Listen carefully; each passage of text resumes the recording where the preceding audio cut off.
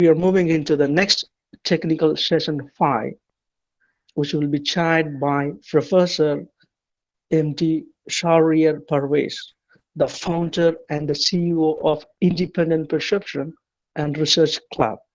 Sir, are you here, sir? Uh, Hello, am I audible? Yes, hello. Yeah, yes, sir, you're audible. Yes, And and, yes, and sir, you have to ensure that each presentation must not exceed 10 minutes so that yes, we must wind up by 4 o'clock. Okay, sir? definitely. Thank you. Thank you so Yeah, much. yeah, over to you, sir. Thank you. Welcome all. This is the technical session 5, conference room number 2. And I'm your chairperson for this session, and Sharia Parvez, founder and CEO of Independent Perception and Research Hub, Bangladesh. And I'm basically an academician and researcher. So in our today's session, we have total 4 papers are here in front of me, and these are very wonderful title in front of me, and I hope that this session will be a very fruitful session for the learner and for the listener and for the participants. So let's move to our first speaker, our first paper on an ecofeminist reading of Tissi Danga Remembers Nervous Condition. It's a very, the title is very interesting. And the presenter of the paper are A. Annie Divya, uh, A. Annie Divya, the research scholar in English Center for Postgraduate Study. And also the co-author is Dr. V. Asha Kumari, the research supervisor, Center of Postgraduate Study and Research in English, Muslim Arts College. So I hope the presenter is here. Are you there, madam? Are you hear me? Sir, can you hear me, sir? I am present. Yes, yes, please. The floor Uh, is yours. Your time is start now, and it's 10 minutes for your presentation. If you have any PPT slide, you can show. okay, sir.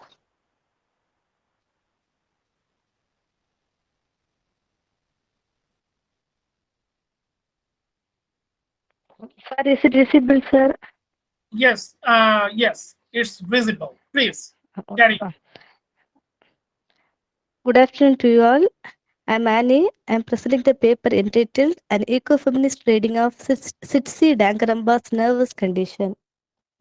Sitsi Dankaramba, she is a Zimbabwean novelist, playwright, and filmmaker, and her debut novel was Nervous Condition. This particular novel was considered as top 100 books that have shaped the world. And her third novel, This Mournable Body, was shortlisted for Booker Prize. And this novel, Nervous Condition, it was published in the year 1988, and this novel won Commonwealth Writers' Prize in 1989. It was a semi-autobiographical novel, and the theme of the novel was race, colonialism, and gender.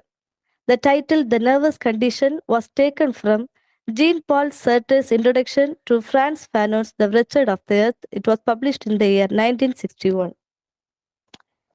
This author's 3 novels, The Nervous Condition, which was published in 1988, The Book of Knot, which was published in 2006, and This Mournable Body, it was published in 2018. They both are trilogy, and for these 3 novels, the protagonist is same. And it is about this nervous condition. It is about the protagonist Tambu's childhood. The Book of Knot, it is about her adulthood, and This Mournable Body, it was about her young age. And the novel, it is about the protagonist Tambu's life, and how she wants to proceed her education, and what are the problems she faced in the patriarchal society, and how she got the opportunity to get education, and how with the help of nature she overcome all the troubles faced in the story. Okay, that we will see. In African societies, women enjoy high respect as they single heartedly take up the responsibilities of the family. They are the providers of the family. As men become indifferent to family issues, women forced to take up such responsibilities. They are the symbols of love, concern, and family dignity. Their love for the children is unconditional, like the love of God. African women are the vital members of the family as they take the role of providers, caretakers, and protectors. They create a healthy atmosphere in the family so that all the members may enjoy happy, peaceful, and healthy life. In nervous condition, Dangaramba chooses 5 women to expose the victimization and cruelties women experienced in the male-dominated society. In the novels, the character Tambu, she faced many problems. She wanted to proceed her education. In this novel, women are expected to be at the backside of the kitchen and help their mother in the household works. They have no right for education and self-employment. This is the common future of the Zimbabwean society. In the male-dominated, and it was refused to accept women equal to men. Girls are denied to the rights for learning, whereas boys are sent to school. The family shows no hesitation in meeting the expense of the boys' education. Being intelligent, Tambu is very eager to go to school. The patriarchal family refuses Tambu the privilege of going to school. Out of curiosity to learn, Tambu collects old newspapers and tries to read its contents. The second character, that is my Nini, she's another prominent character in the novel, is known for her self-confidence and hard work. The civil war was brought famine in the state. Food has become scarce. Her husband Jeremiah is indifferent to family issues. So she boldly enters into gardening to get their domestic needs like vegetables, grains, and greens for the family. She had 4 children, including Tambu. Being a mother of 4 children, Mai Nini resolves not to confront her husband. She tolerates all the husband's ill treatment and mental torture without any protest. She feels that it is her fate to accept the exploitation of her husband. In the patriarchal system, women like her accept her husband's cruelties as a part of life and remain voiceless for the sake of their children. The next character, Nayasha, whenever she spoke with some gents, her father questioned her, and sometimes she even brutally abuses her. Her father, for the society, he was a very genuine man, but while dealing with his own daughter, he was very cruel and he was very dominating towards his daughter. And the next character, Lucia. Lucia is portrayed as a woman who is not in a position to secure a life partner due to her sexual relationship with several men. Though the patriarchal system secretly enjoys polygamy, it is strongly condemned women having more than one relationship. After coming to Sikake home, Lucia has the allegation of having sexual contact with Jeremiah and Tekshwar. As a result of claiming paternity of her inborn child, has become highly confused and concerned. But the condition of my guru, she is different because she was educated. She is a sister-in-law of my Nene. My guru is an educated and decent woman. She is a role model to Tambu. She patiently bore the harassment of her husband. When the mental torture goes beyond the limit, she starts protesting. She is courageous and boldly faces her husband. As the audacity of my guru is a result of her education and courage. She questions the male dominance in the family and boldly expresses her displeasure before her husband. Her boldness brings shock not only to her husband but all the members of the family. It brings a positive attitude for Tambu. Tambu realizes the importance of education to resist the forces of the patriarchal system. She resolves to continue her studies for the betterment of her future. Realizing that she cannot fully come out of her male dominance, she departs from the family, leaving her hard earned money to spend for the family. As an eco-feminist point of view, the novel has dealt with women and nature relationship and the interconnection between women and the environment affect the world community as a whole. With the same ecofeminism lens, this study tries to understand how the interconnection between women and the environment affects the world. It also analyzes what role should women take to confront the degeneration and exploitation of environment and steps that should be taken to safeguard and protect nature. This analysis stresses the fact that cruelties of women and exploitation of the environment are equal forms of social unfairness and supremacy. In nervous condition, the readers find the role of garden in shaping the colonial modernity and how garden develops human relationship with nature. Women who face hardship, mental and physical struggle for the patriarchal society are not described as victims but as survivors. It is due to the strong influence of garden or the environment on African women. The environment plays an important role in achieving the main purpose of women's life. So women take a sincere effort to preserve trees and environment. Tambu's connection with the environment makes her bold, self-assured and empowered. She seriously involves in cultivating maize crops to earn money to meet her social, school and hostel fees. Thus the garden represents Tambu's liberation from the male domination. Now she can meet her educational expenses by growing and selling maize and vegetables. Cultivating, gathering, and taking the vegetables to the market, Tambu and her mother see the environment must be preserved, maintained sufficiently to get the better field. Thus, they properly maintain the sustainability of the environment. Farming and gardening are two different words that show the gender difference. Farming is a serious and important activity undertaken by men, whereas gardening is a trivial and time squandering activity of women. The above explanation of the patriarchal system hides the real facts about gardening. 80% of daily foodstuffs in sub-Saharan Africa comes from its rural villages where women dominate the agricultural activities. Dangaramka's nervous condition focuses the garden as a symbolic factor to highlight the vigorous, innovative sport of women, which is forcefully silenced and maimed. The theme of gardening brings awareness among the readers to think seriously about ecology and its significance. It also offers new forms of environmental approach for the young writers to their works. A deep study on gardening may help us to understand how African culture take up the issues of environment and implements reforms and novel methods to preserve and conserve healthy environment.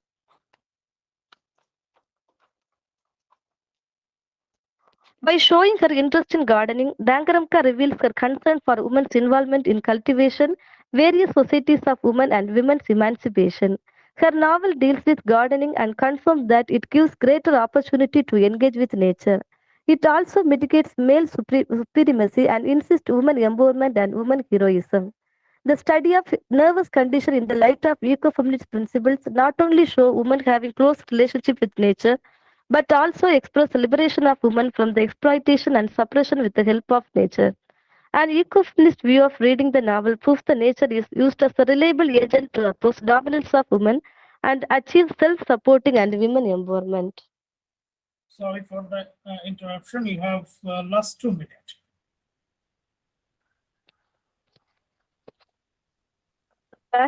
Okay, it's over. It's finished. Over. Okay, fine.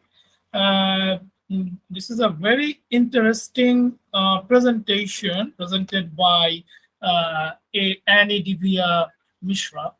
And the point is here that she actually focused on the race, colonialism, and gender. And this is a practical society, actually, she wants to mention here. And also, there are some apartheid problem is here also, and there are some different characteristics actually she presented here from the novel, and these are actually very famous novel.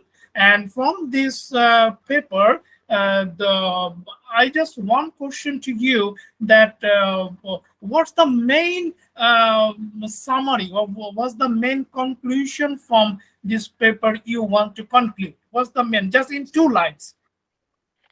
Sir, here all the women characters, they are facing many problems, and for them there is no other solution. But when they have close connection with garden, they forget all their problems, and garden not only act as a comforting source, it also provides some economical support for them to overcome the problems they faced in the Zimbabwean society. Okay, so Uh, I'm almost clear your concept. The floor is open now. If the participants has any kinds of question, you can ask me within a minute, because after that we will move to our next presenter. If you have any kind of question, anyone, please, the floor is open now.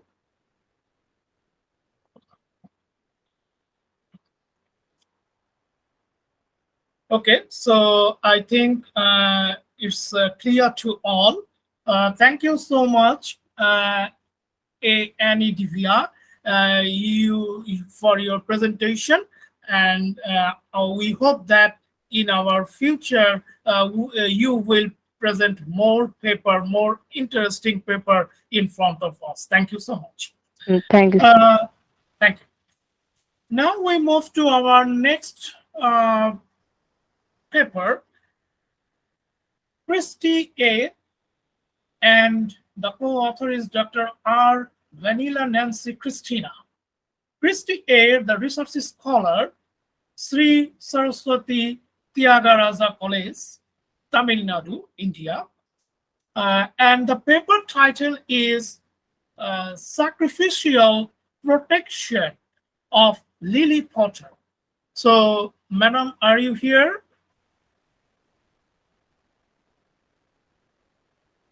I'm again recalling you. I'm again call you.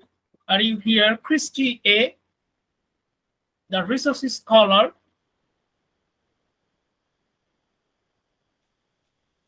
This is the calling for presentation for this session.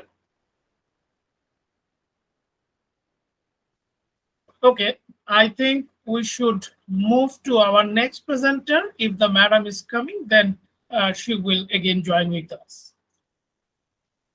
Now we move to our another paper, that is Language, Literature, and the Anxiety, a study of Kumara Asan Nalini. And the presenter of the paper is Vinod Kumar KV, the assistant professor, Department of English, Government College, Kurnool. Sir, are you here? I'm requesting the presenter. Are you here, sir? Okay, I think the presenter is not here now. So move to our next paper, that is Ellie's Moral Dilemma in Octiva, the Butler Carey arc. And the presenter is S.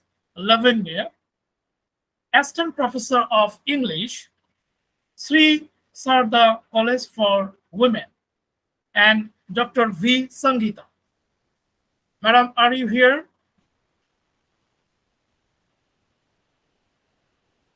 The presenter are here now. Madam, are you here?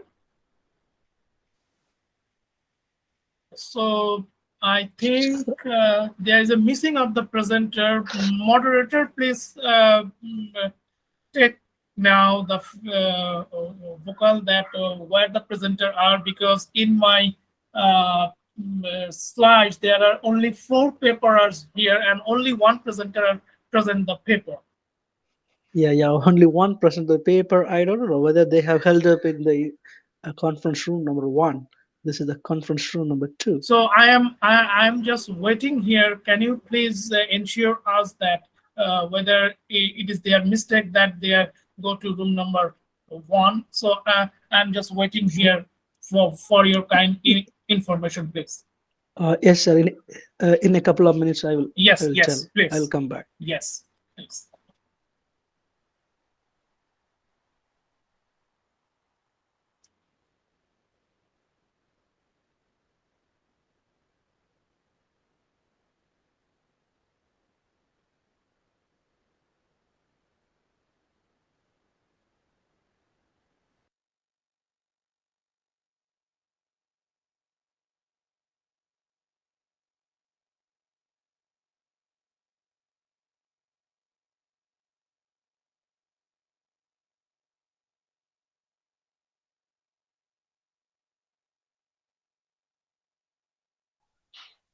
Good afternoon.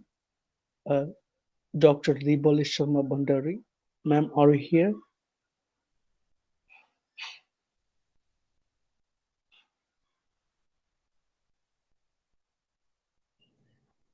Good evening. Yes, I am here. Yeah, yeah. Shall we start? Yes, yes, please. Yeah. Uh, okay. This is the sixth technical session.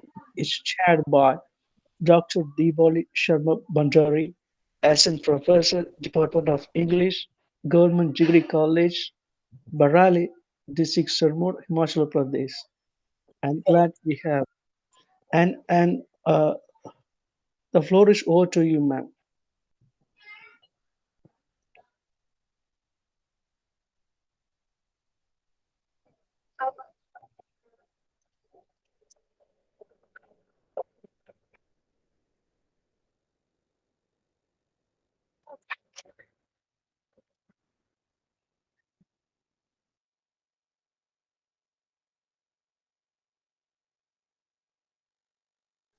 Ma'am, it is audible. Can you hear me? Yes, I'm audible. Am I audible?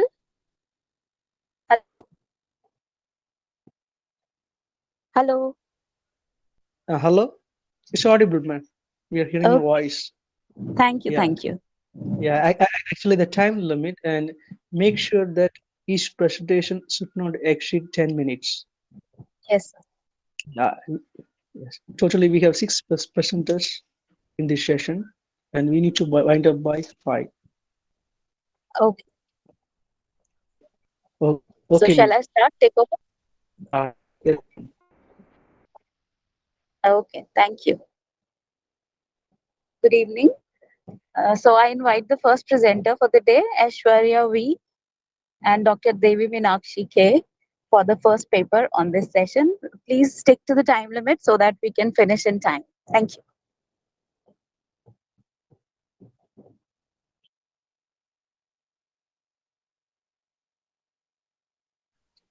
Yes, ma'am. Actually, the Aishwarya ma'am has joined just 5 minutes ago. She left, so we can go ahead with the second presenter.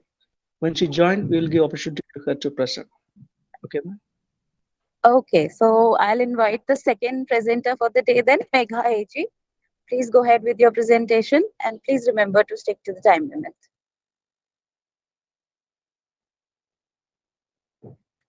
Uh, Megha, you have not muted. When you're muted, please unmute yourself. Sorry. Okay, ma'am. Now am I audible? Yes, please. Okay. Yeah. Good evening to everyone. I am Megha AG, PhD Research Scholar from Central University of Kerala. As per the presentation, title of my paper is Cultural Changes and Marginalization of Lambada Community, reading B.T. Lalita Nayak's Gati.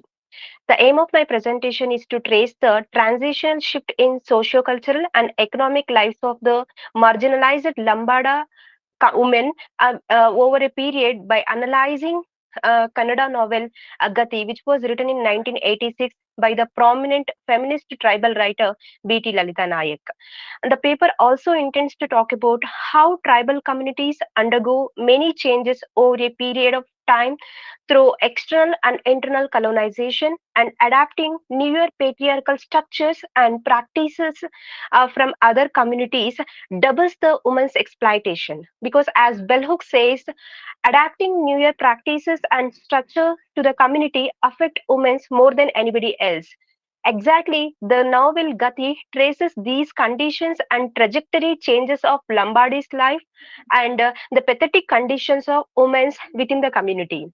Because as we look into the history, Lombardas, Banjaras, or Sugalis were the unsettled nomadic people from the North India and originally originated from Rajasthan, and they later settled, they came to the South India and they settled Andhra Pradesh, Telangana, and some part of the Karnataka.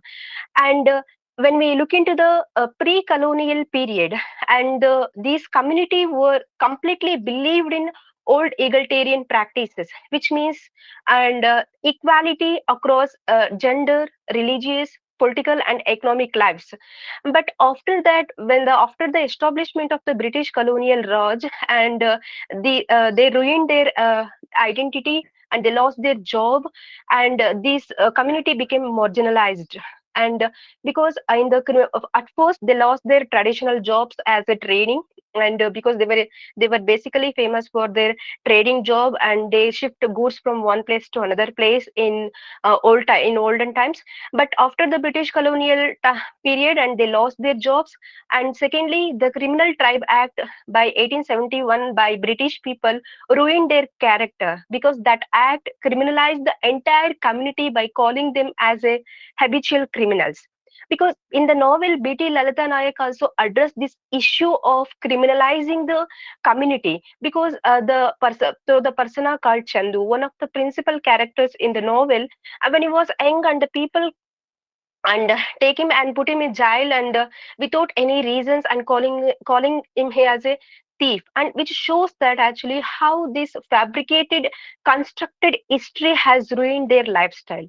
And secondly, when it comes to the 20th century, after the colonial period, when after losing their traditional jobs, and after criminalizing, and what they are forced to settle down near to the villages. And as I told you that, and the people were completely believe in old egalitarian practices, but when they settle down near to the villages, and as Kancha Ilaya says, the the the continuous yeah, the process of continuous contract between the Lambadas and caste-ridden Hindu villages society has brought several changes in the lifestyle of Lambada. Yes, exactly. Because when they exposed it to that, the mainstream of the society, they started to accept that their caste stratified cultural and customs to their community, that doubles that women's exploitations more. Because in an example, dowry system, in the community, there is no and before there is no concept of dowry system, and there is a concept of bride price. What it means of bride price means, and the people, the both bride and groom community, family, both are ready to in the sense take that equal partitions of expenditure of wedding. There is no concept of dowry in the system. But later, after when the community exposes to the mainstream of the society, they started to accept that hierarchical structure which exist in that Hindu society, and they later adapted that dowry system into the community, that doubles the women's pain and exploitation. We could see this traumatic suffering of a woman because of the dowry in the novel called Gati. Because in the protagonist, the Sony, when our parents fail to give the when their parents fail to pay the dowry, and therefore her husband and her father-in-law treated her very brutally and scolded and beaten to her to death. And that exactly shows that, and how the tribal communities undergone that many changes over a period of time, and especially women suffered a lot than the men. And inside of the Lambana community, of course, as I told you that that is the one significant changes we could trace that through the work.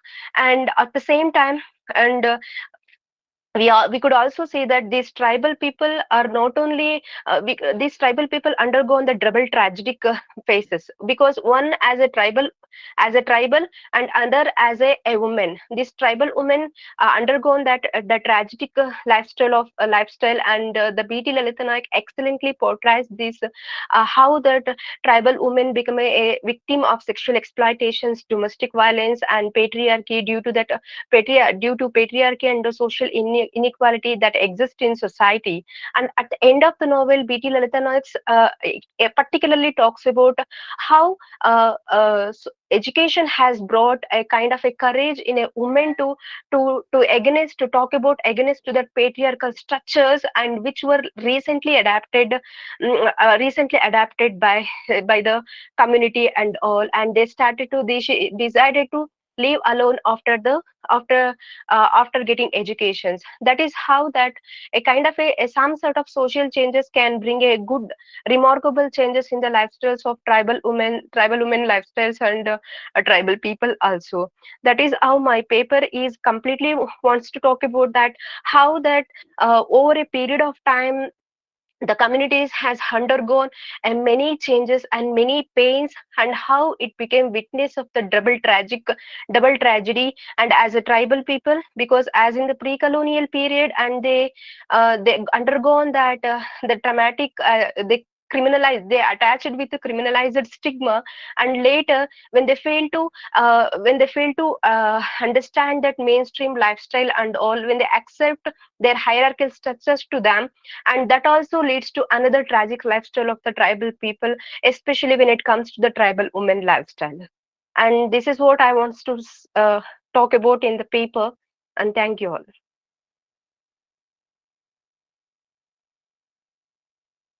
You very succinctly and very carefully chose a very delicate and sensitive topic, and it talks about the double marginalization of women as we saw, and especially the colonial impact on the tribal values and other things. I hope it's going to be a great paper, and I'm definitely going to read once I get to it. Now, Thank you. thank you. And now I would invite Aishwarya if she's here.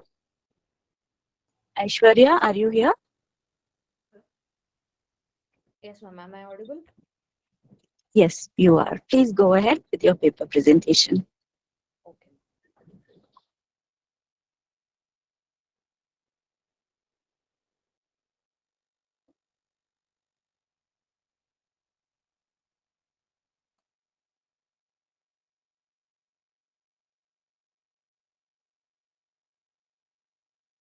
Is my screen visible to everyone? Hello.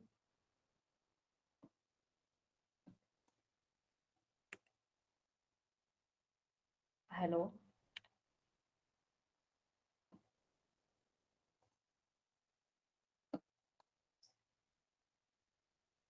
Okay, I'll start presenting now. Okay, good evening, everybody. My topic is on Kafka's influence in the novel Kafka on the Shore by Haruki Murakami. I'm a PhD scholar in VIT Chennai, and I'm going to proceed with my paper. And when we say Kafka on the Shore, we have to realize the genre, magical realism. As you see, it is oxymoron. It has both magical and realism in the same word and sentence, which feels like blasphemous. But if we try to understand magical realism as a genre or narrative, it can be an elusive term. Critics just hate it because it has been known to uh, known to say that it is a very elusive term to describe, and people have uh, uh, people have using it for the sake of marketing purposes. If we say what are the magical realist works, if we know, we can just uh, point them out in numbers, in fingers. Like you would say Midnight's Children, then there is 100 years of solitude, and Beloved. So the works are mostly constrained to the third world country of post-colonialist writing. My work wants to go beyond the cliched works of magical realism, and I have chosen Kafka on the Shore, a Japanese writer. So, to start with, my objective is to critically analyze Franz Kafka's influence in the novel Kafka on the Shore, and to study the parallel between real and fictional world of Kafka using intertextuality theory in the novel. So before we move into it, so what are the characteristics of magical realism? It has to be set in a realistic, mundane, everyday setting. You could say Harry Potter is a magical realism, but it is not. It is a fantasy work written for children, and it doesn't happen in everyday setting, and it does not deal with political or everyday struggles of the world. And magical realism has an interweave. It is a beautiful genre that interweaves realism with magical elements that you just accept when the rain just if I say if I sneeze it will rain, everyone will believe it without questioning. So that is how magical realism goes. And magic is treated as ordinary everyday occurrences, just like how in Ron's house magic does all the household work and people believe it, but it doesn't happen in the Muggle world. If it happens in the Muggle world, that is magical realism, to put in a sentence. And let's explore more. Then, if we see how it became popular, it was first used by Franz Roh, a German critic, to express his thoughts about a expressionist painting where it combines the magical and realistic uh, elements in a painting, and then it became in translation. It went to Latin America as a marvelous realism, and later it became magical realism to the whole world in 1955 with Angel Flores' work.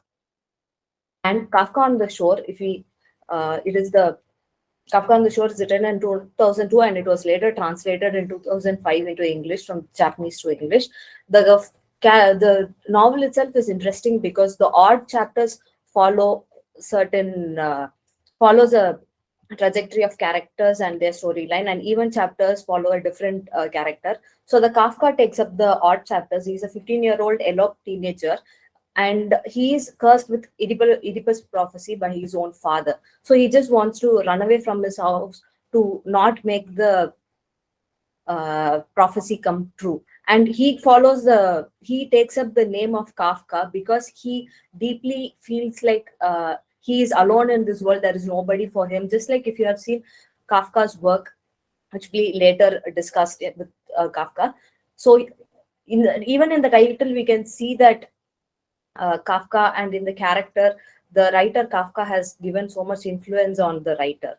And Nakata is an old man who one day woke up and realized that he cannot learn or remember things anymore. His only ability is he can speak with cats. So this is one of the magical realist element, that a person can talk with cat without making it into a fairy tale or fable. He's actually hired by people to find their cats. So that's the storyline. If we are not going deep into the storyline, it's just uh, just a skeleton of how it goes. And it is a 400 pages novel with many elements happening. And when we come to Franz Kafka, he is a Czech German writer.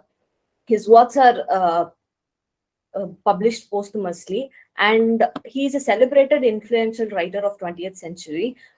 He was asked to most of his works were asked to burn after his death, but his friend denied his wishes and released it. Most of his works are half written, and he wrote the rest of the story.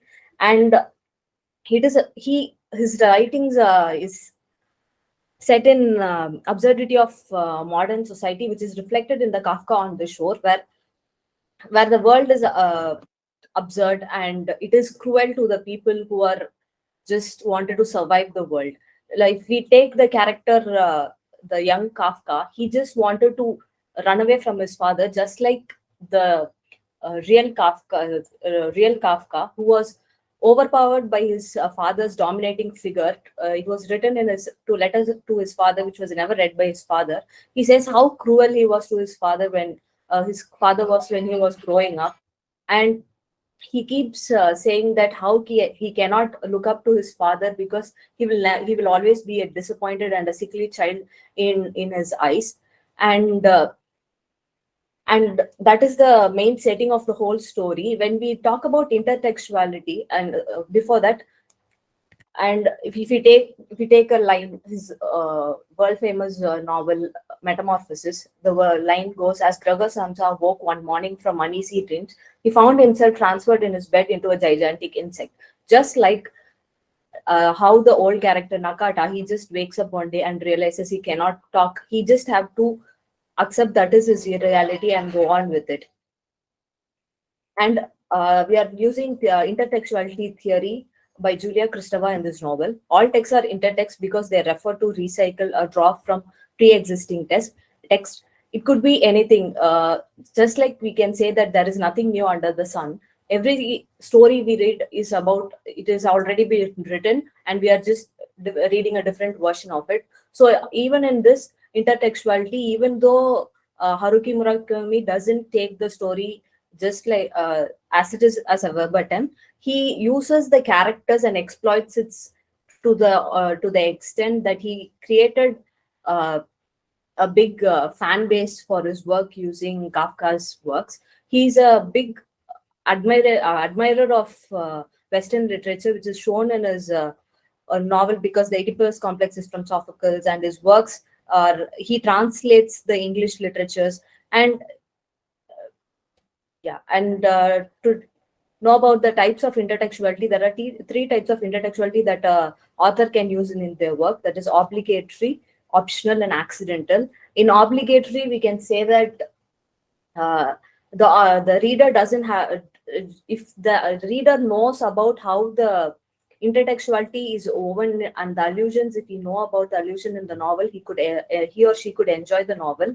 And in optional, the the reader doesn't have to know the details of the intertextuality but still can understand it. In accidental intertextuality, the reader themselves make the connection that maybe it is from that. So Kafka on the Shore has the combination of all the three intertextuality. In obligatory intertextuality, we have the character and the title name, and in optional intertextuality, we have the other his less spoken works. And in accidental intertextuality, I think he has unconsciously brought in the letter to his father's, the 32 pages write up. Somehow he have woven into the character of Kafka without using his fictional characters. He has chosen the real life of Kafka and used it accidentally. And the finding is influence of an author can range beyond its fictional world and words. Real life of author can influence the work because consciously or unconsciously. The conclusion is individuals' work are not isolated creatures but are interwoven with fabric of other texts. And the author may or may not disagree with it, because sometimes they use it for marketing purposes and some of them leave it as an Easter egg for the readers to enhance their reading experience. These are my references.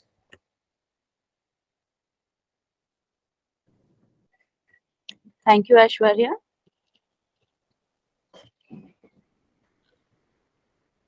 Now I would invite Blessy W for her presentation. Good evening, ma'am. Hello? Yes. Good evening, ma'am. Good evening. Okay, ma'am. Please go ahead with your presentation and take care of the time limit. Thank you. Okay. Okay, ma'am.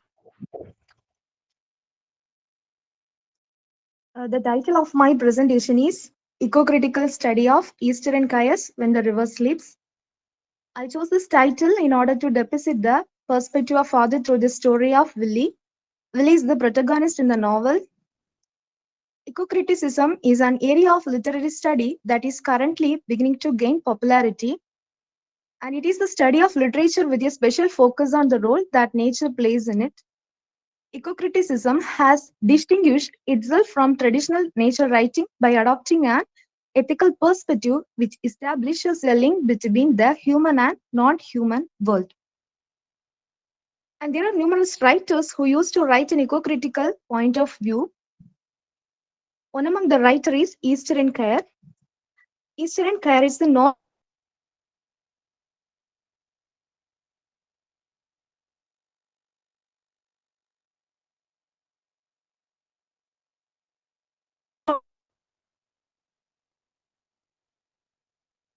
and the novel starts with Willie dreaming of the sleeping river and the Hearthstone, which itself is a legend. He had the same dream every month for the past 2 years after he first heard about the story of Sleeping River. It is believed that the Hearthstone can bestow anything desired, including cattle, prowess in war, or success in the hunt. Willie is the main character in the novel. He lived a solitary life in the forest near Susie. He shows himself to be a kind and moral person throughout the journey. Actually, Willie loved nature very much, and so he considered forest as his wife, and he also believed forest as a best school. His sense of isolation made Willie to abandon his life in the forest and return to the village, and his deep relationship with nature sustained him in the forest by making him to think that leaving the forest would be the same as abandoning his life. And during the course of journey, Willie met another characters. They are Nepalese woodcutter Krishna and his wife and their child. Willie visits them through the course of his journey. They welcomed him with gratitude and provided him a place to stay. And During the journey, Billy is occasionally halted by meetings with were tigers. Actually, were tigers were members of his own clansmen whose spirits had metamorphosed into tigers. When Willie is attacked by such a tiger, he fights back with his rifle and uttered few words, but his words were more effective than his gunfire. And then Billy considered forest as his refuge. In one circumstance, when he is attacked by a group of hunters, he escaped by moving into the unclean forest named Rahuria, in which the villagers people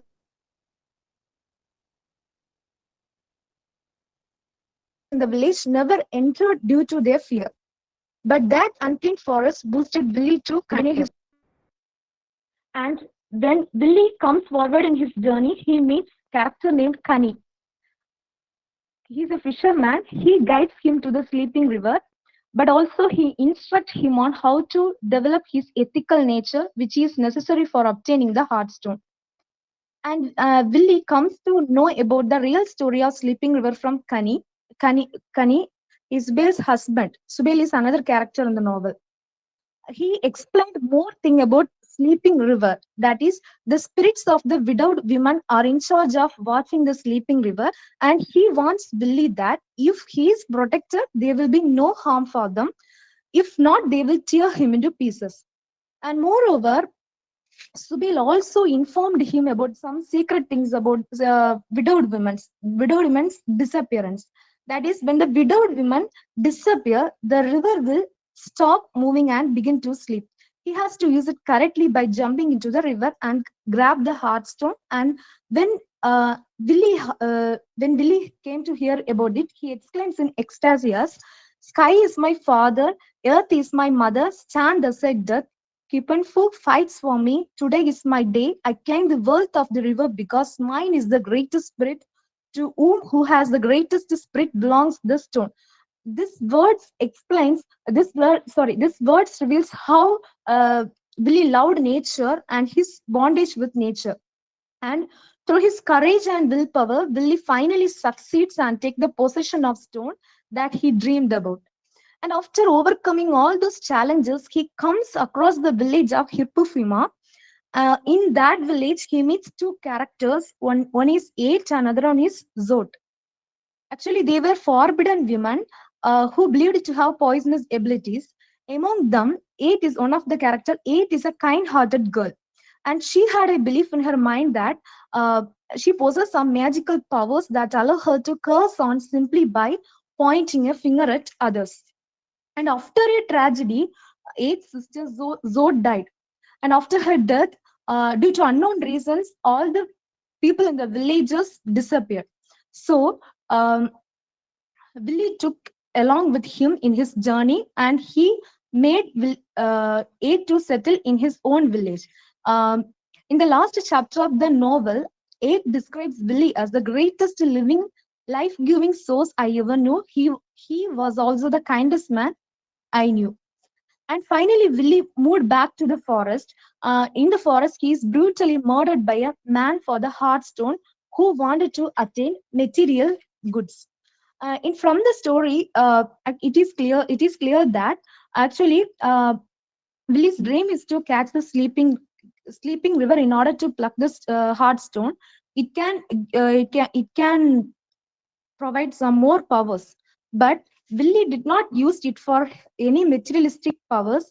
He used it for it to attain spiritual attainment. And Willie became redeemer at the end of the novel because he saved the life of Eight when she is attacked by a tiger. He used that heart stone and saved her life. And in order to experience the thrill of attaining the Heartstone, Billy dedicated his life for forest, and finally he attained spiritual wisdom from the Heartstone. And Eastern Care personified nature in the novel because actually in reality the river does not sleep, but for the specific purpose of the story it does. And when it is seen from eco-critical point of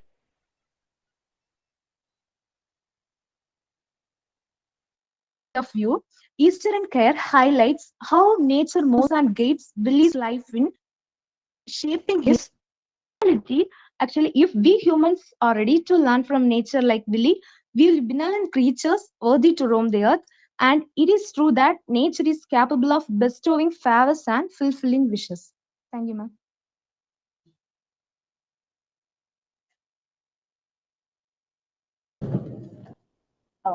It's true that eco-criticism is a trending topic now. People are actually going for it in large huge measures. But I think, I mean, we can also use quest motive here. Have you tried to explore it from the quest angle? I mean, after listening to the story and the plot, I was reminded of a quest where the hero goes on a quest to attain something. Like here, he is going for the Heartstone and the spiritual transformation that he's. Yes, ma'am.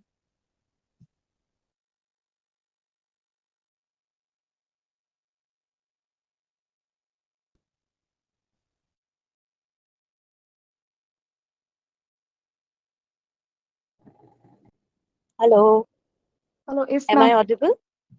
Yes, ma'am. Yeah. Now you are audible, ma'am. Okay. I just wanted to ask if you had um, applied the quest motive to the story. I viewed it in eco-critical perspective.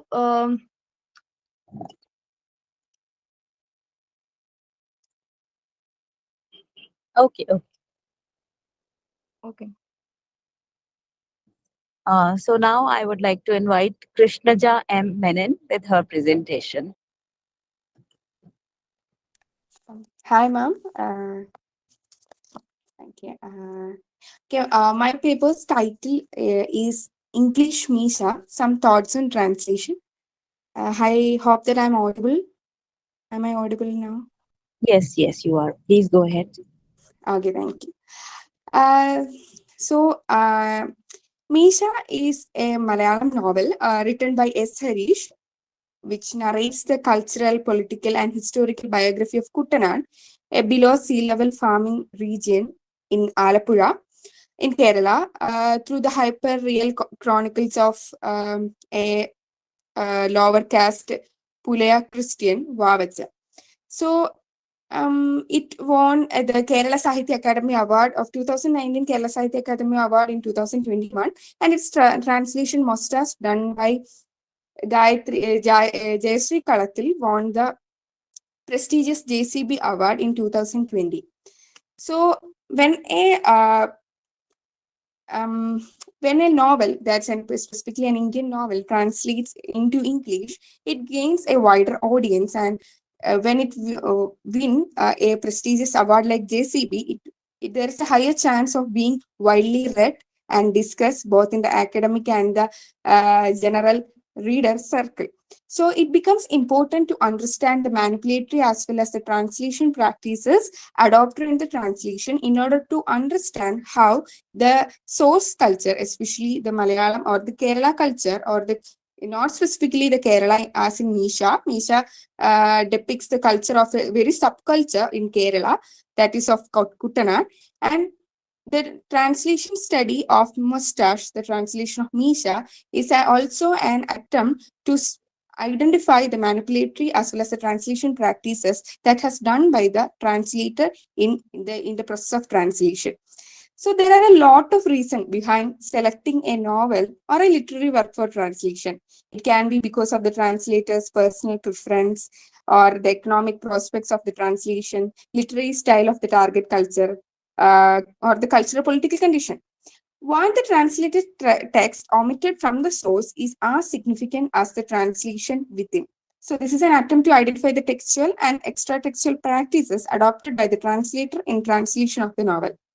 So in India, or India as well as all other colonized nations in the world, English occupies the role of the master language, especially due to its colonized past and its globalized present. So both in its literary and cultural sphere, English occupies the role of or the position of a master language. So English translation promises wider readership and high visibility to the text. Thus, the politics or the cultural concerns within the text reaches to a wider audience. In Malayalam, which has many publications every year, What is the criteria for selecting a novel for translation is worth addressing or researching. Misha is a novel serialized in the prominent Malayalam weekly Madhubhumi Aichapadipu in the year 2018. Misha is a detailed, epic-like account of the caste, gender politics, Travancore monarchy and its rule, political movements, and many more. It is a blend of stories, sub-stories, reality, fantasy, myth, and history. The translator itself notes in the translator's note that Misha is a tale of magic, myth, and metaphor. So in 2018 July, by the second chapter of the Misha got published in the weekly, the novel was compelled to be withdrawn from the from publication due to strong opposition and protests from a Hindu extremist group for allegedly hurting religious sentiments. So it has a, to an extent that many Hindu organizations like Hindu caste organizations like NSS and SNTP uh, produced official statements for restricting its members to unsubscribe the Madhubhumi publication as well. So the novel was withdrawn from the publication by the second chapter itself. This arises, the protest and the demonstrations in Kerala against this novel arised along with the nationwide protest against the during the same time there is a nationwide protest against the religious extremism or the sensory practices of the religious extremist group on literary as well as creative work. So many literary work has gained the attention for the criticism against the Indian fascist regime. Misha was selected for translation in such a background. Selecting Misha's translation by HarperCollins can thus be seen as a resistance or a criticism towards the brewing religious fundamentalism or the Hindutva nationalism. The widely discussed political situation in the novel, as well as the controversy of the novel within the source culture, maybe promised a wider readership for the novel. This may be the reasons behind selecting the novel among the many other novels that got published in the year of 2018-19 to get selected into translating into English by the HarperCollins. The resistance towards Hindutva nationalism is not restricted to the selection of the novel itself, but the resistance towards the Hindutva nationalism can be seen in the text itself. There is a little events or direct references to Puranic myths or Ramayana in the source text, but the translator deliberately tries to bring in connection between the Ramayana or the Puranic myths to the source text or the translated text. The relation can be made through maybe a reader of the source text can find the relation through some intertextual connections, but the translator tries to bring in the attention of the reader through deliberate attempts or the direct attempts of representing or connecting the text to the text to Ramayana. So in the translator's note itself, the translator says that there are allusions to Ramayana are throughout the text. Allusions to Ramayana are throughout the text. And in the blurb, she says that reviving in them a character of Dalit power such as Ravana. So in the source text, Harish, the author of Misha novel, has never tried to bring in a direct connection with Ramayana or Ravana, but in the translation, the translator deliberately makes a conscious or concentrated effort to create an explicit relation between the Ramayana. Like she explains like the 10-headed king of Lanka or the king of Lanka when even at the places where only the author uses the allusions of Ramayana in a metaphorical sense.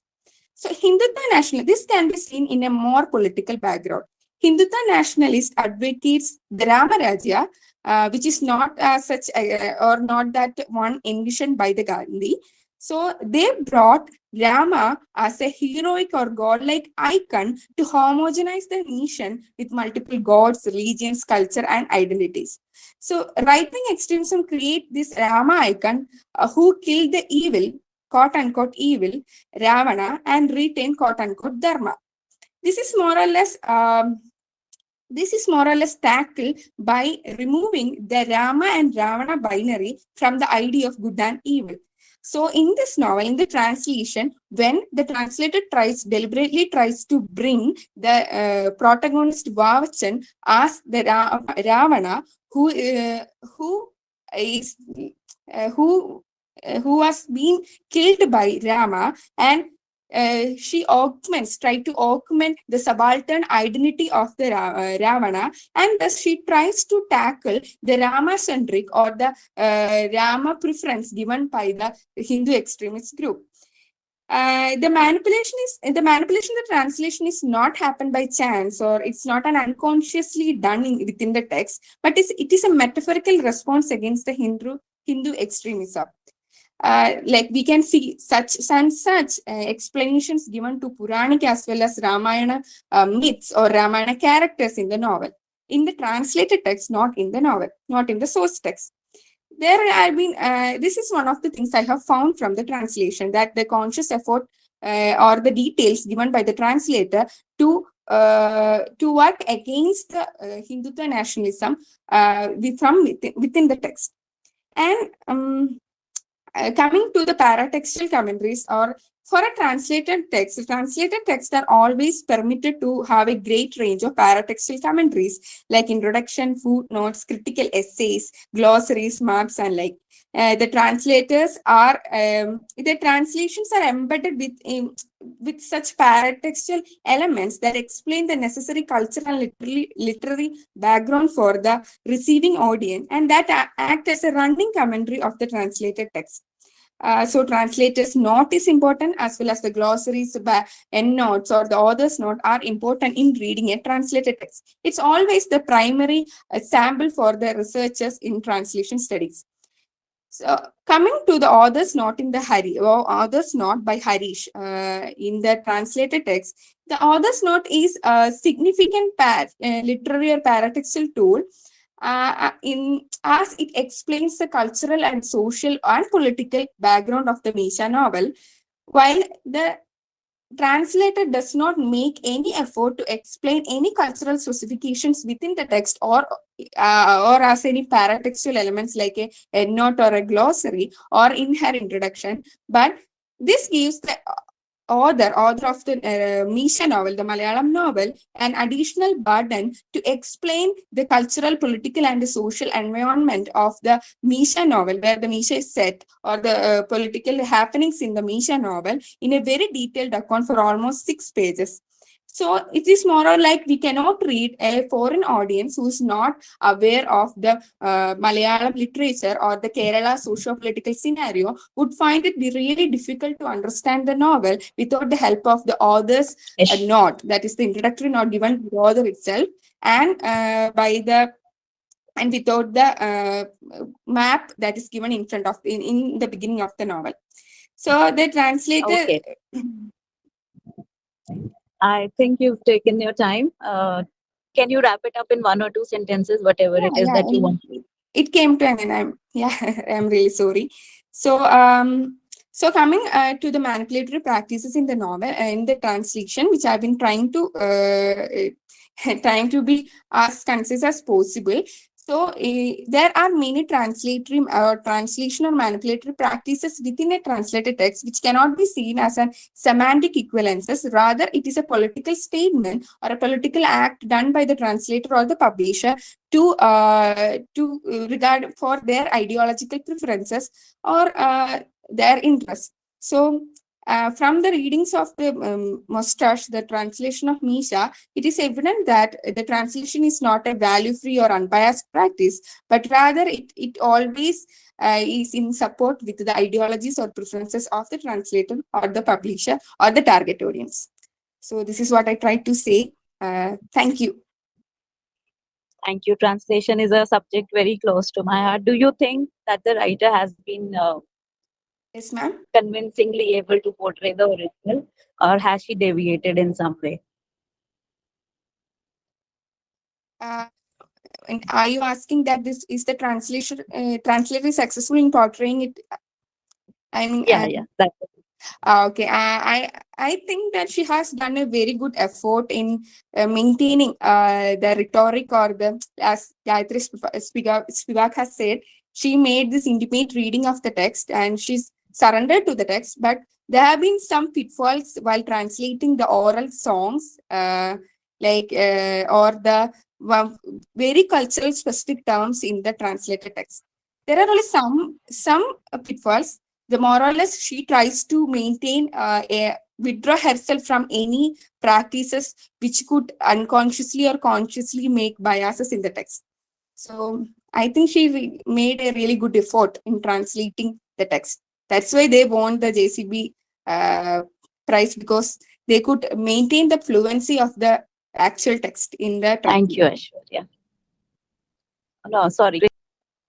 Hello.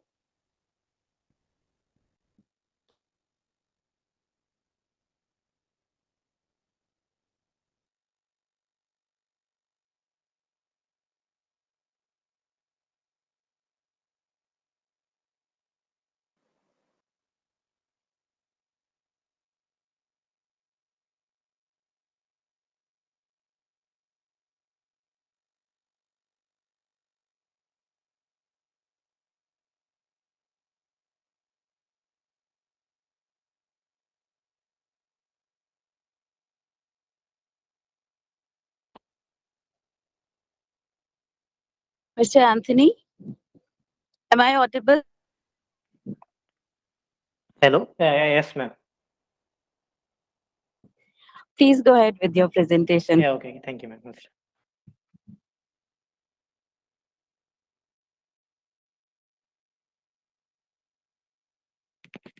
Is my screen visible, ma'am?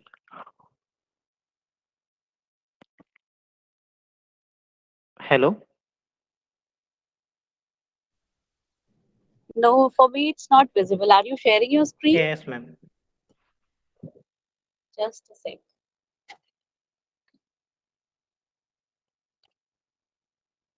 No, I can't find your screen. Yes, now it is visible. Okay, thank you.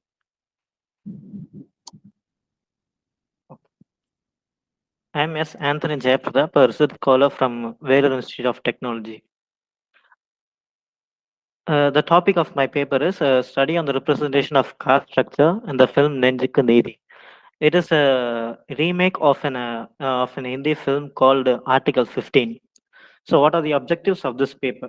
So, this paper tries to find out what is the caste structure and how caste structure is showcased in this movie, and what are the alternatives given by the director, things that are not focused on the movie, and political agendas through the movie. So, first, what is caste structure? Caste system is a structure that is determined by birth. For example, if a person is born in a particular family, throughout the end, he belongs to that particular caste. So in India, everyone is identified by their community names at the end of their name. But Tamil Nadu could be an exception, as due to Periyar, Tamil Nadu is an exception where people don't add their caste names behind their name. But in this movie, there's a particular character called Sundaram Iyer. He could be seen as an exception in Tamil Nadu, as he is the only person who adds his name his caste name behind his name. So, what is the purpose of this caste system? It is to create an economic and social closed system to prevent corruption of a country's culture. For example, if a person is about to marry, the first criteria they look for is which caste he or she belongs, so that it's a kind of that they don't want their caste to be corrupted with the other caste, so that their lineage will continue on. So, what is the origin of a caste system? So, according to the religious theory, the Varnas were created from the body of Brahma.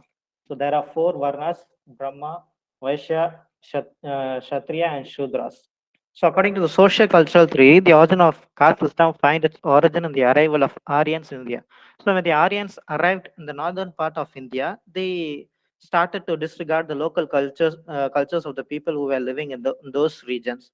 So slowly they started to uh, uh, fight with them, and slowly certain local people started to uh, move towards south. So whenever there were fight between them, the Aryans slaves certain local culture people, and they used them as slaves. So in those times, they try to create structure wherein they define themselves as the subject and the local people as the others, where they use the same theory that some European countries which they used in the during the colonialism, where they claim themselves as to be the subject, as the center or the important person, wherever they went, they claimed themselves as the others, whereas that is, they were not the center and they had to learn from them. So the same theory could be seen in this also. So the story of the film, the main story is, the one liner is how an honest and righteous cop fights against the caste structure to find out the reason for the death of low caste girls.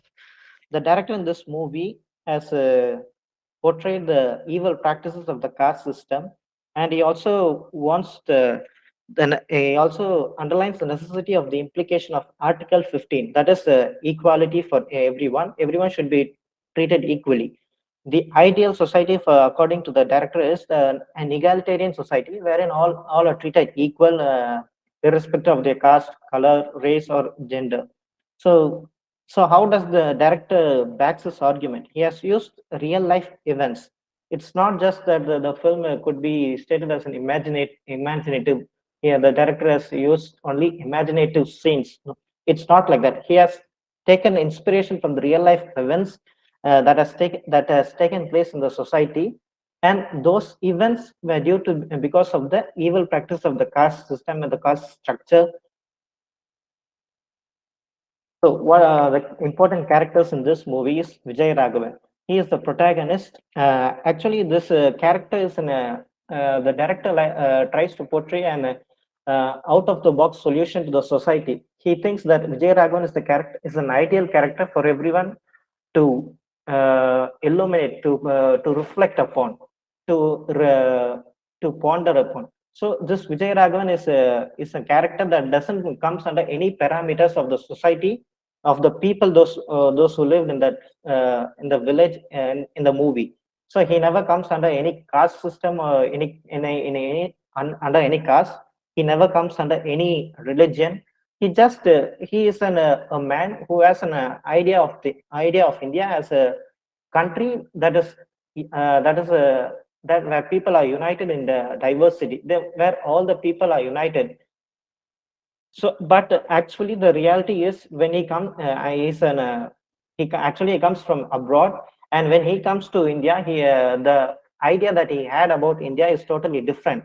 He sees the system is totally not equal. For some, it is very easy to go up in life. For some, there are many hurdles, many blocks.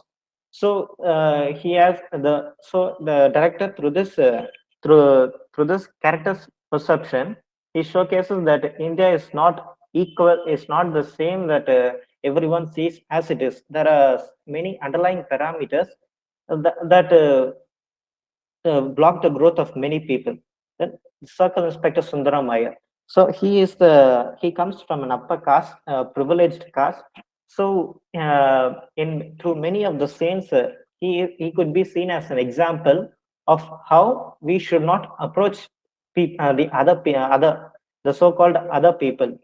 So he calls everyone as this or that, indirectly referring them as animals. He doesn't even recognize them as human beings. Throughout the movie, you could see that he referring the low caste people as this or that. And the next character, Kumaran. This character is a very important character. It's an it's a reflection of Periyar. So whatever Periyar spoke about, whatever his ideologies were, everything is reflected, spoken through this character Kumaran. So he spoke about women empowerment, self-respect, equality for all. So these are the things that Kumaran also speaks throughout in the movie. Villala, these two characters, Villala and Malaichami, they are very submissive characters. So they never question anything. They believe whatever narratives that are told to him, and they are very submissive, and they treat and they believe everything whatever narratives are told to them. So the real life events that have been used in the film. So actually, the first scene, the opening scene in the movie is where a Dalit woman is beaten for cooking food in a government school. So this scene is inspired. So there are three instances that happened recently. So these are the incidents. And moving on after that, there's a song in the film. So the song, actually the song, particular song itself, it speaks through the whole movie can be fit into that song. So it shows the difficulties faced by the low caste as well as the subaltern, and also it shows the lifestyle of the low caste and also the lifestyle of the upper caste. And this movie is actually an inspiration from a real Pollachi rape case that happened in 2019. The main core of the film is actually taken from this. And so when I said that the song which reflects the entire film, so these are the frames used in that song in the first beginning. So these are the things. So when the low caste, when they get up, when they wake up, these are the things that they see in the early morning. So these are not pleasant things to be seen as in the early morning, but there's a next frame wherein the director shows what are the things the upper caste sees. So it's full of temples, flowers, a pleasant situation. But whereas the low caste, for them, these are the images, these are the things that they wake up upon in their everyday life. So the song in that movie, it's like a question towards God. The low caste people, they are asking a question towards God, where they are asking that we are all your children. Don't you even also know that we are all equal? Do you also think that your children, there's one is higher and one is lower? And they also ask them that we have prayed many times to you and we have done many uh, prayers and many things, but still you haven't heard our prayers. When will you give us a life which where we will be free to do what we want, where we will be we have all the rights to us. So, and also in the next, we have a hurdles everywhere and are drowning in our tears. And when And will the day? Yes, ma'am. I would request you to just wind up, I Yeah, mean, okay, keep okay. the So, main argument. okay, ma'am. So the scenes that how he shows the structure in the society. This is first he shows in the school how a boy, the low-caste boy, is made to wash the lunchbox of a teacher and wash the toilet, but the other boys are asked to learn, and how a Dalit woman is beaten in the school, but rather another worker who has done a lot of uh, uh, wrong things, but they are not questioning about anything. So they how the director in a way shows how the privileged are treated and how the underprivileged are treated. They aren't given any chances to come up in their life. So this is a simple geographical description of how they see the leaders who spoke about equality forever. So this the first image is that where Ambedkar is kept outside freely, but in the next we see Ambedkar and Periyar kept in cage. So it's because that whenever there is a riot between the two caste parties, so the first thing they break is the statues. So actually, both the leaders who spoke about equality are seen as caste leaders. So the caste structure within the law. The director wants to speak about equality Yeah, among everyone. within one Everyone. or Yeah, just whatever. I'm going to finish, man. The director who speaks about the equality for everyone doesn't focus enough on the subaltern. For that is he just divides the society into the privileged and the underprivileged. He never focuses upon the structure within the underprivileged, whereas the real subalterns he never focuses on the difficulties faced by them. So these are the findings. Thank you, Anthony. Okay. And now I would invite the last speaker for the day, Siddharth C. Siddharth, are you here? Yes, ma'am. Audible. Okay. My name is Siddharth. I'm a first time English student of Catholic College. So my topic is an alienated sport, study of alienation and seeking in Benjamin Scott days. So, so this paper titled "An Alienated Soul: A Study on Alienation and Deity Seeking in Benjamin Scott Days" is a study on the sense of loss and alienation that resulted from the migration and exploitation in Benjamin Scott days, where the roots of diasporic writing can be found. It also explores the conflict that arises in terms of protagonist Najib Muhammad's identity. So, the important terms in my paper are diaspora, alienation, identity, and psychological trauma. All these are linked together. Then, comes the paper.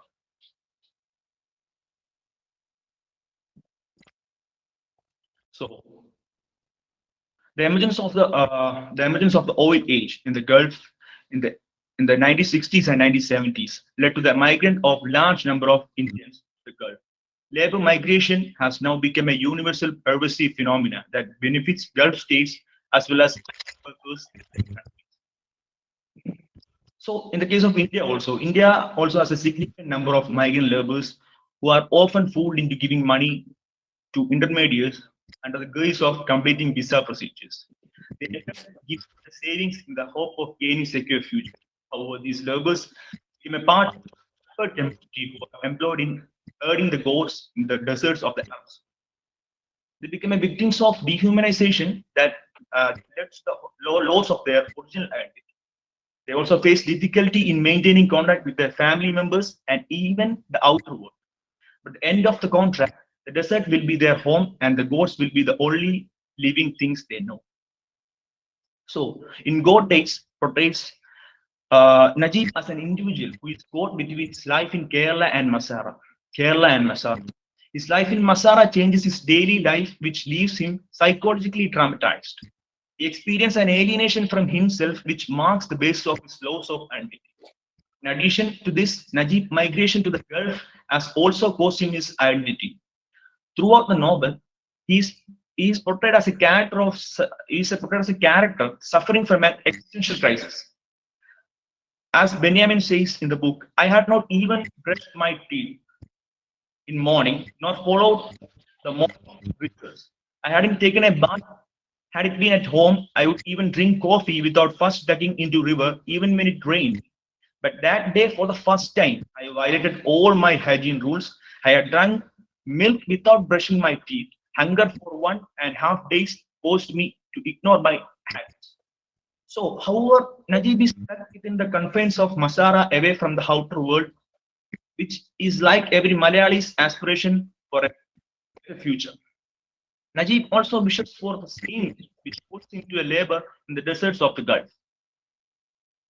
So throughout the novel, Najib becomes the victim of the identity transformation.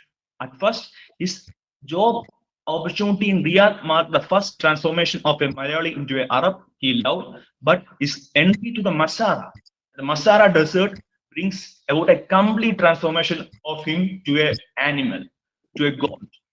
So Najib gradually loses the track of being a Keralite who sees life simply as the source of existence. Then we can see the several psychological traumas that Najib faces is evident in his relationship with the gods. He called the gods with the name of his acquaintances, which he saw as a means of escaping envy. In addition, he took care of a goat in labor that he related to the birth of his son. He identified the birth of the baby goat as a sign of Allah regarding the birth of his wife and the birth of their son Nabil, and called the goat Nabil. That is the name he had decided for his son. He played with her, he fed her like his own child.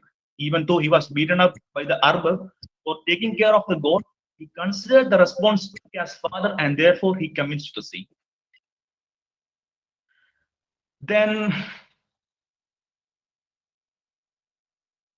then we can see that when he enters into the jail of Masara, after that, there he was given the mutton with kubus. At that time, he often refused that in the jail because he is identified himself as a god, so he cannot eat the goat or mutton because at that time he feels that he's eating his own what you can see.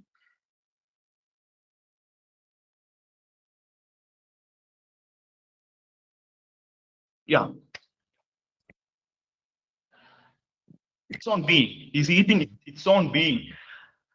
Therefore, he refuses this mutton with kubus. For instead, he drinks water and he eats kubus. So, thus, this Benjamin's novel Good Taste can be considered as an example of Indian diasporic literature, focusing on the miserable lives of Gulf Malayalis.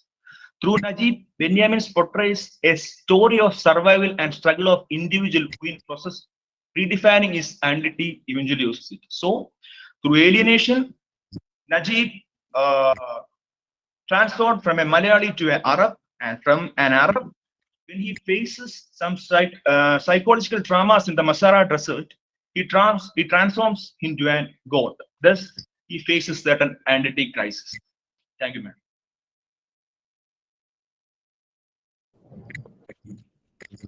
Is that all? Hello? Hello, ma'am.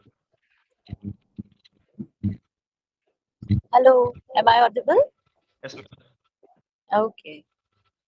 So with that, we have come to the end of session. Thank you, Siddharth, for a wonderful presentation. And